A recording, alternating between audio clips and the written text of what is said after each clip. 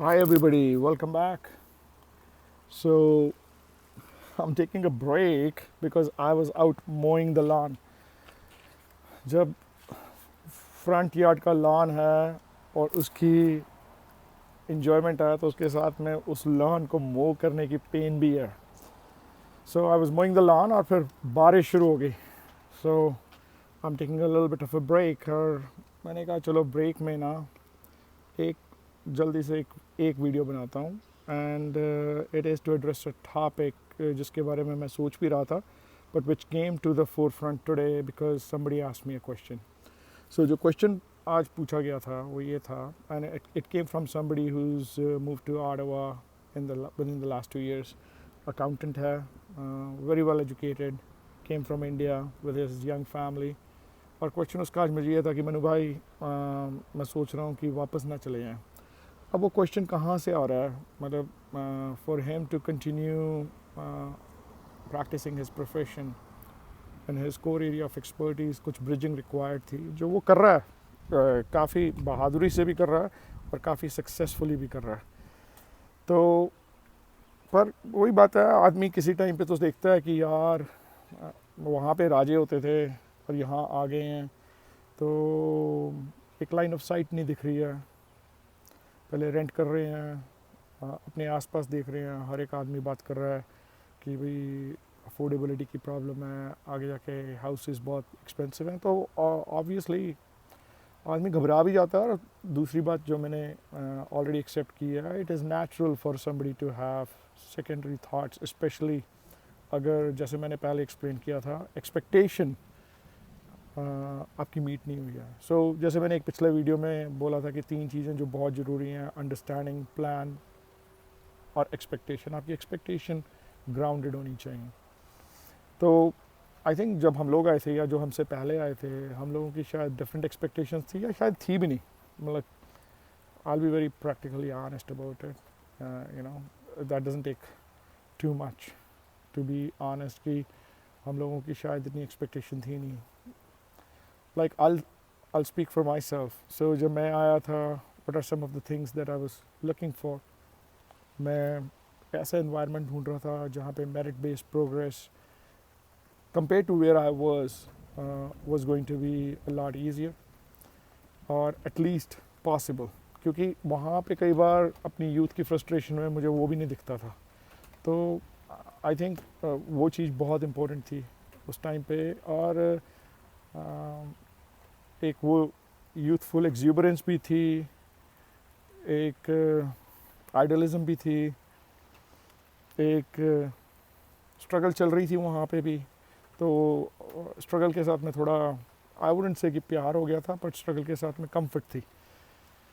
तो अनसर्टिनिटीज़ के साथ में डील करने में इतनी कोई बड़ी चैलेंज दिखती नहीं थी. तो उस चक्कर में जो एक्सपेक्टेशन थी वो उसी तरह से थी. तो पहली एक्सपेक्टेशन थी कि वो ग्रोथ अपॉर्चुनिटीज़ की, दूसरी एक्सपेक्टेशन थी क्राइम. 80s का Punjab, things were very different. So I was looking for a place जहाँ पे क्राइम की इतनी इशू ना हो, वायलेंस की इतनी इशू ना हो. तीसरी एनवायरनमेंट की, you know when I was in my early 20s we just starting to get to a point जहाँ पे इश्यूज अबाउट वाटर की पोल्यूशन, इश्यूज अबाउट सॉइल की पोल्यूशन, इश्यूज अबाउट कि लीफी ग्रीन्स हैं उनके बीच में मेटल ज़्यादा है because of all the spray that happen during the green revolution. वो सब बातें आ रही थी. तो वो बातें हमारी first and center, front and center हमारे दिमागों में थी, first and foremost I meant to say. और जो फाइनली चीज़ थी वो थी quality of product. So you know लोगों को देखते थे जो प्रोडक्ट वो वापस लेके आते थे, चाहे वो कपड़े थे चाहे कुछ थे, लगता था कि यार वहाँ पे प्रोडक्ट बहुत बहुत अच्छा है. सो अगर कमाया है, मेहनत की है, तो एटलीस्ट कुछ तो होना. सो वो 4 चीज़ें थी: ग्रोथ अपॉर्चुनिटीज़, क्राइम, वायलेंस का जो एनवायरनमेंट है, तीसरा पोल्यूशन, और चौथा क्वालिटी ऑफ प्रोडक्ट. सो अगर उनके पर्सपेक्टिव से अभी देखें तो आई वुड स्टिल से कि यहाँ पे अगर मैं उन्हीं एक्सपेक्टेशंस के अंडर देखता हूँ तो यहाँ पे अभी भी वो चीज़ें यहाँ पे अभी भी काफ़ी पॉसिबल हैं. यू नो बात चल रही है क्राइम की और क्राइम बढ़ रहा है, पर रिलेटिवली स्पीकिंग अब मैं तो यहीं पे हूँ पिछले 20 साल से। सो रिलेटिवली स्पीकिंग अभी भी ऐसा नहीं है कि आपको स्ट्रीट क्राइम ऐसा है कि आपको डर लगता है आपको कोई मोबाइल छीन लेगा, या आपके घर की किसी लड़की को कोई छेड़ देगा, या कोई किसी का बाप पॉलिटिशियन है तो वो आपको उठा के ले जाएगा, या कोई पुलिस ऑफिसर का बच्चा है तो वो उससे पंगा हो जाएगा गेड़ी में तो वो हो जाएगा। वो प्रॉब्लम्स नहीं है। वो थी, अब आई डोंट नो वो अब है कि नहीं है। बट मेन बात ये है कि अभी उससे भी मैंने आज यही बात पूछी, मैंने कहा भाई तुम्हारे पास में शायद ऑप्शन है कि वापस चले जाएं and maybe you have something to go back to, but for majority of the people I know लोग कह रहे हैं कि people are leaving Canada. I am pretty sure that there's stats out there that people are leaving Canada, but I don't think folks understand जो इन चीज़ों के बारे में बोल रहे हैं कि नेट इमिग्रेशन पहले भी था। अब जैसे Canada benefited from India's brain drain, USA has always benefited from Canadian. Like ऐसा नहीं है। मैं तो पिछले 20 साल से देख रहा हूँ कि लोग कैलिफोर्निया और न्यूयॉर्क और बॉस्टन और ह्यूस्टन फिलाडेल्फिया भागते हैं, जैसे भी कोई किसी को मौका मिलता है तो भागते हैं। तो मेरे तो अपने जिनके साथ में मैंने एमबीए की थी 2004 में, उसमें से मेरे ख्याल से हम only 30% are left here now. So I think वो चीज़ें हम लोगों को इतनी बॉदर इसलिए नहीं करती क्योंकि हमने हमेशा एक नेट प्लस एंड माइनस देखा, हमने हमेशा एक नेट इमिग्रेशन देखी है।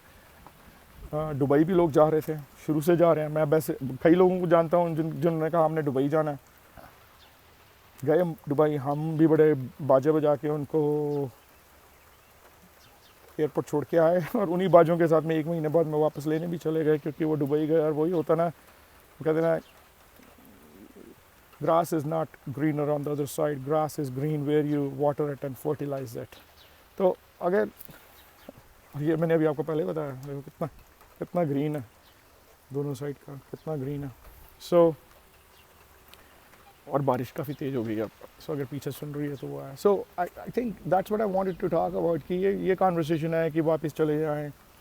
आई think for some people that is a great option. अगर आप वो ऑप्शन एक्सरसाइज कर सकते हो और आपको जो भी आपका फ्रेमवर्क है, मैंने आपको अपने फ्रेमवर्क की 4 बता दी हैं conditions: growth environment, peaceful crime free environment, pollution free environment, and an environment where product quality के बारे में आपको बहुत ज़्यादा टेंशन ना करनी पड़े। तो वो 4 चीज़ें मुझे अभी भी यहाँ मिल रही हैं। सो मेरा जो डिसीजन मैट्रिक्स है उसमें वो 4 कंडीशंस हैं। उन्हीं 4 कंडीशंस के ऊपर मैं अपने परिवार का देखता हूँ, उन्हीं 4 कंडीशंस पे मैं अपना देखता हूँ।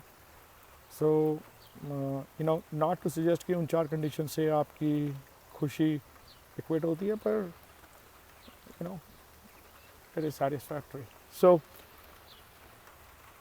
Again you know I think the most important thing is आप अपनी एक्सपेक्टेशन के बारे में बिल्कुल क्लियर हुए कि आप एक्सपेक्ट क्या कर रहे हैं, और उस एक्सपेक्टेशन के जो वेरिएबल्स हैं उन वेरिएबल्स को देखें और फिर अपने एक्सपीरियंस को अपनी एक्सपेक्टेशंस और अपनी एक्सपेक्टेशन के वेरिएबल्स के अगेंस्ट मेजर करें।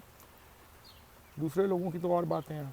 अब हमारे टाइम पे भी कई लोग थे जिनके लिए इंडिया में भी कनाडा था, एंड फ्रैंकली स्पीकिंग उनको यहाँ आने का कोई रीज़न नहीं था। हमने तो यहाँ पे आके 10-12 साल बहुत मेहनत की। Somebody asked me the other day, he said, when did you get your first car? And I told him, after 7 years. I took transit for the first 7 years of my life in North America. And I have no regrets because again, ऐसा जो आप पैसा कमाते हैं, जो आप पैसा save करते हैं, उसकी जो टोटल सम गेम है वो तो सेम ही है ना। मैं गाड़ी ले लेता, गाड़ी में जो पैसे निकल जाते थे वही पैसे बचा के घर की डाउन पेमेंट बन गई। तो 7 साल में अगर ट्रांजिट लिए तो 7 साल बाद में we could think about buying a house. So you know I think things ultimately work out for everybody, but ultimately the point I again wanted to re-emphasize and convey was अपनी expectations के बारे में बिल्कुल clear रहें, अपने variables के बारे में बिल्कुल क्लियर करें और अपना खुद का डिसीजन लें, ब्रेवली और फर्मली। चलें, सब्सक्राइब करें, नोटिफिकेशन ऑन करें, मिलते हैं।